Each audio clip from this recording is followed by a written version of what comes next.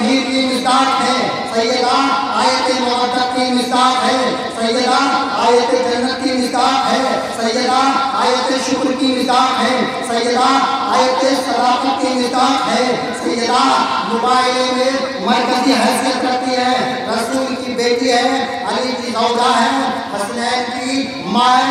हदीस किताब में मरकजी हैसियत रखती है, रसूल की बेटी, मौला अली की ज़ौजा, हसनैन की माँ है, सैयदा वो है सूरह दहर नाज़िल हुई, सैयदा वो है जिनके बारे में सूरह कद्र नाज़िल हुई, सैयदा वो है जिनके बारे में सूरह कौसर नाज़िल हुई। बस शॉर्टकट में एक जुमले में अपनी बात को समेट रहा हूँ। जलवा नुमाए शमे हकीकत है फातिमा, जलवा नुमाए शमे हकीकत है फातिमा, आई है कमाले रिसालत है फातिमा।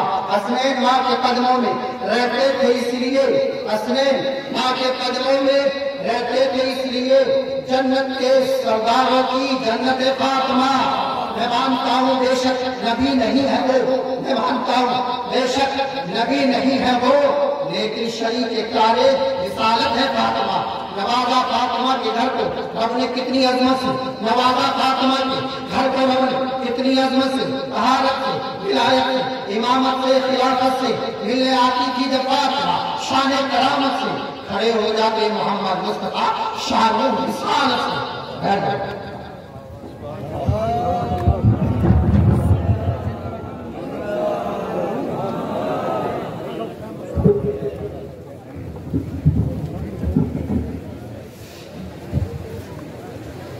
मैं आप हज़रात का एहसानमंद हूँ, शुक्रगुजार हूँ कि मैंने खड़े होने के लिए कहा, सैयदा की मोहब्बत और आप खड़े हो गए।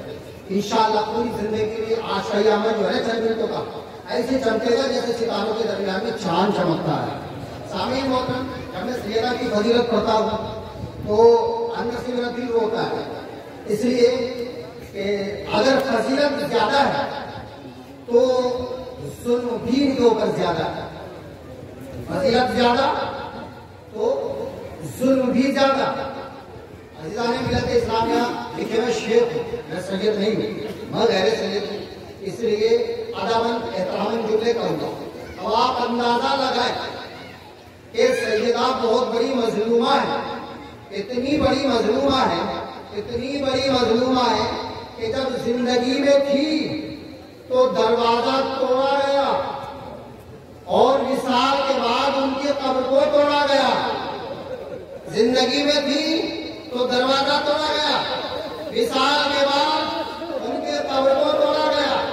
सामईन मोहतरम, सैयदा का खुद जुमले हैं, सुब्बत अलैया मसाइबुल लव अन्नहा, सुब्बत अलैया मसाइबुल लव अन्नहा सुब्बत अल आयामी सिरना लयालिया।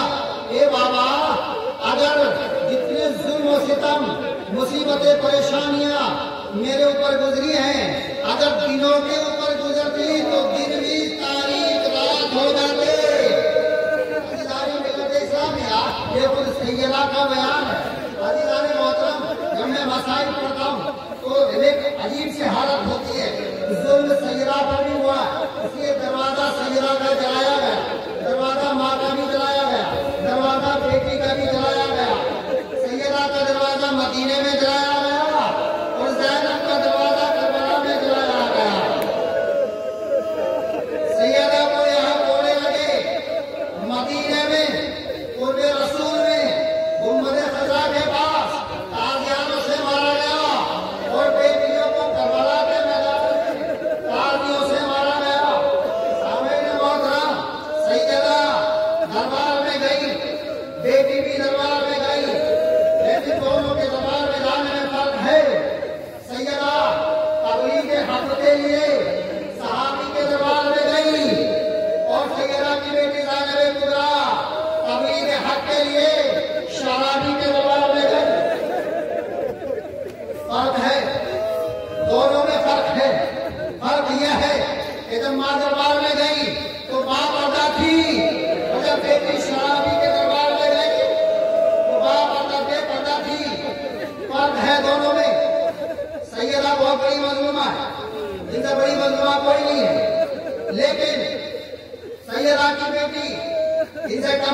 नहीं है।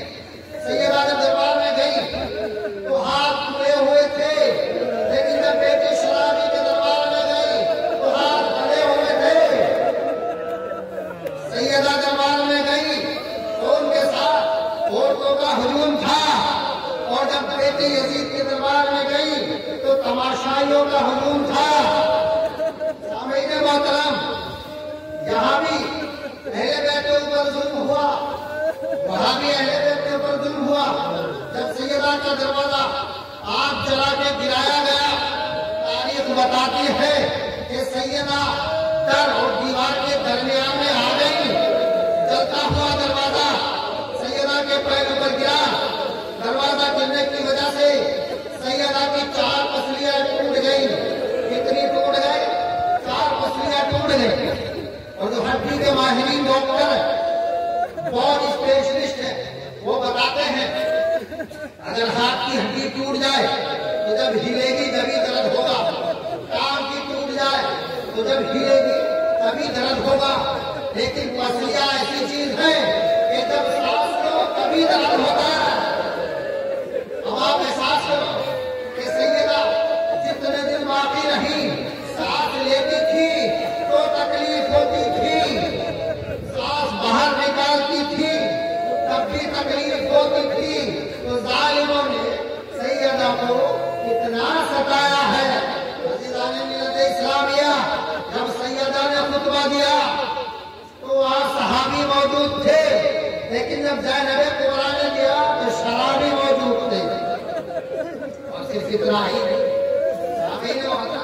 जुल्म की इंतहा तो तब हो गई कि जब करबला के मैदान में यजीदियों ने हुसैन के 6 माही बच्चे को, 6 माह के अली असगर को तीर मार दिया। मांगा था हुसैन ने नीर, दे दिया तीर।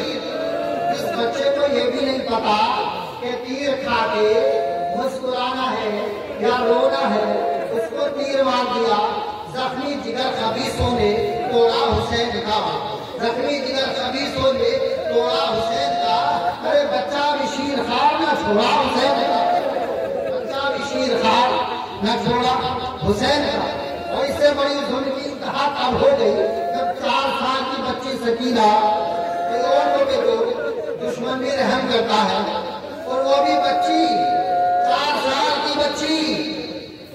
अज़ीज़ाने मिल्लत इस्लामिया, एक बात वो है तो मदीने के शहर में अली के गले में रस्सियां बांधी गई थी। मौला अली के गले में, बाप के गले में रस्सियां बांधी गई। करबला के मैदान में उनकी बेटियों के गले में रस्सी बांधी गई। बाप भी मजलूम, बेटा भी मजलूम। अज़ीज़ाने मिल्लत इस्लामिया, ये जुल्म का सिलसिला चलते चलते चलते चलते आगे बढ़ा तो इमाम हसन तक पहुंच गया। इमाम हसन की जब शहादत हुई तो सामने मतलब मालूम है आपको, बहुत अच्छा मालूम, हम उसे बेहतर जानते हैं। तो शहादत इमाम हसन की भी हुई, शहादत इमाम हुसैन की भी हुई। दोनों में फर्क है। इमाम हसन को खिला पिला के शहीद किया, इमाम हसन को खिला पिला के शहीद किया, और इमाम हुसैन को 3 दिन तक भूखा प्यासा रखते शहीद किया। खजूरों में और पानी में जहर मिला दिया गया था। इमाम हसन को खिलाया गया। जैसी खजूरें खाई और पानी पिया तो मेरे मौला के जिगर के टुकड़े शुरू हो गए, हलक के जरिए बाहर आने लगे। टुकड़े इमाम हसन के भी हुए हैं, टुकड़े इमाम हुसैन के भी हुए हैं। हसन के जिगर के टुकड़े हुए हैं, हुसैन के लाश के टुकड़े हुए हैं। चलो इतना था। जब इमाम हसन का जनाजा तैयार करके जब कब्र रसूल के करीब दफन करने के लिए ले जाने लगे तो मुनाफिकों ने, दुश्मन अहले बैत ने दफन नहीं होने दिया। कहा कि अगर तुमने उस्मान को दफन नहीं होने दिया तो हम हसन को नहीं दफन होने देंगे। मौला हुसैन ने फिर कोशिश की तो इतने में किसी औरत ने पहला तीर चलाया। पहला तीर आना था तो तीरों की बरसात हो गई। आपने ये तो सुना होगा कि जिंदे पर तीर मारे जाते हैं, लेकिन तारीख में सिर्फ एक बार सुना होगा कि जनाजों पर भी तीर मारे जाते हैं। सफेद रंग का था। जब तीर लगे खून निकला तो सफेद कफन लाल हो गया। जब जनाजा वापस गया, ये भी तारीख में आपने पहली बार सुना होगा कि जनाजा जब दफन करके लाते हैं तो दोबारा घर नहीं जाता। ये तारीख इंसानियत की पहली तारीख है कि जनाजा घर से आया, लाल कफन में वापस गया, जनाजा वापस चला गया, दफन भी हो गया। हसन वो है कि जिनका जनाजा वापस आ गया, जिनके जनाजे पे तीर लगे, जिनके जनाजे पर तीर लगे। मौला हुसैन वो है कि जिनके बदन पर तीर लगे। मौला हसन वो है कि जिनका जनाजा दफन कर दिया गया। मौला हुसैन वो है कि 3 दिन तक बेनूर कफन पड़ा रहा। अल्लाह तबारक व तआला हम सबको अमल की तौफीक रफीक फरमाए। आमीन।